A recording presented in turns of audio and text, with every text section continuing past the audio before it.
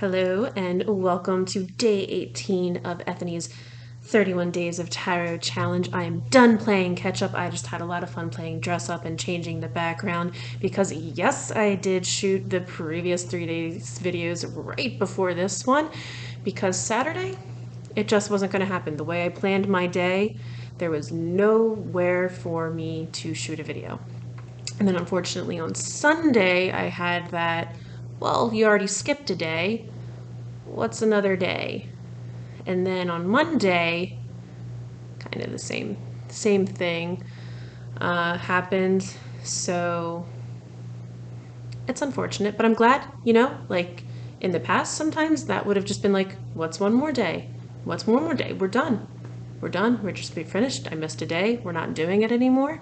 But here I am doing it again. Anywho, did I even mention the topic of the day? What tarot decks give you the most insight from the imagery and symbolism? And I'm totally going to mention a deck that I've already talked about in relation to this basically same topic because I have limited resources. I have limited decks. I have limited books. I've only worked with so much. So I'd say the first deck that I ever was kind of like, if I was actually going to do readings for other people and feel the most confident in my ability to just like whip up the story out of my head without having to like look it up, it would be this one, the Everyday Witch Tarot. That's the one unfortunate thing about this deck. If you want to read reversals, it's always very obvious if you're getting it. So if I decide to read reversals, it's just messy. Anywho, yeah, so by Deborah Blake, the art is by Elizabeth Alba. And it's just very, I don't know. They're just very, like, just each card tells a full story, to me at the very least. And I don't want to sit here explaining that full story because it also will depend on, I might pull different meanings out of it depending on what the specific reading was for.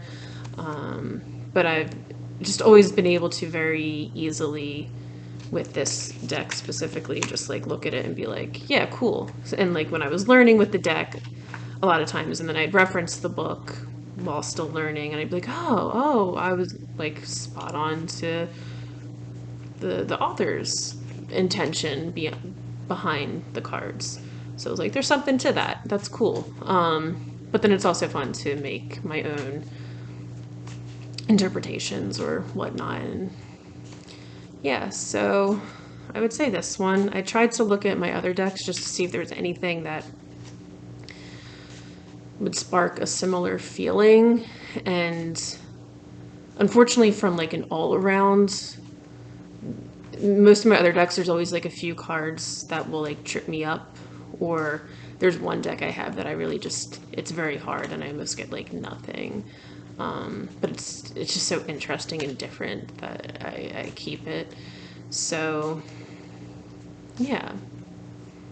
All right, again, a reminder to myself, procrastination isn't fun because then you have to shoot 4 videos in one day, and admit it to everyone, even though you like tried to make it look like it was all in different days by like wardrobe changes and background changes.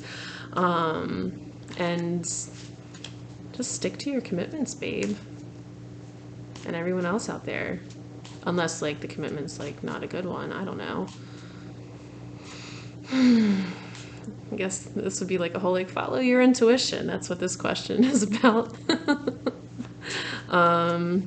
My intuition is currently telling me that I am hungry because apparently shooting 4 videos back to back makes me hungry. Yeah. So now that I'm back into the swing of things, I will see you tomorrow with tomorrow's topic. Bye.